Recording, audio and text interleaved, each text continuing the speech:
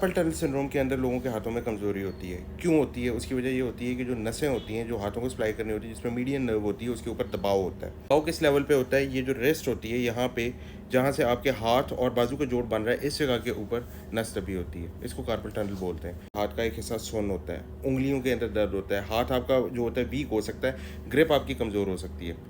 असद कादरी का कमेंट है, वो कहते हैं कि कार्पल टनल सिंड्रोम का क्या इलाज है? एक्सरसाइज कर चुका हूँ, एनसीएस में दोनों साइड पर कार्पल टनल सिंड्रोम है। अगर आपकी बायलैटरल कार्पल टनल सिंड्रोम है तो उस पर पहले इस चीज़ को इन्वेस्टिगेट करने की ज़रूरत है कि क्या आपकी गर्दन में कोई प्रॉब्लम तो नहीं है।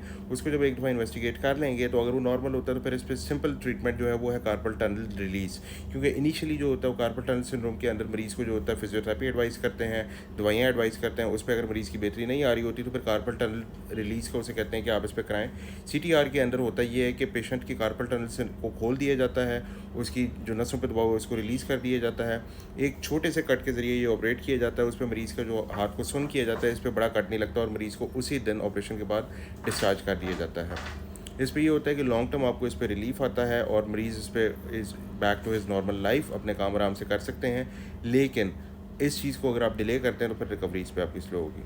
अगर आप इस पर देखना चाहते हैं कि कैसे किया जाता है तो मेरी ऑपरेटिव प्रोसीजर्स की वीडियोस के अंदर ये पूरी वीडियो डाली हुई है इसके प्रोसीजर की, और पेशेंट टेस्टिमोनियल्स में भी आप देख सकते हैं जिन मरीजों ने इसका इलाज कराया। मेरा नाम डॉक्टर अम्मार अनवर है, मैं न्यूरोस्पाइन सर्जन हूँ और इन्हीं बीमारियों का मैं इलाज करता हूँ। अगर आप मेरे से मशवरा करना चाह रहे हैं तो मेरी वेबसाइट के ऊपर अपॉइंटमेंट की तफसीलात दी हुई हैं, वहाँ पर अपॉइंटमेंट बुक करके आप तशरीफ़ ला सकते हैं।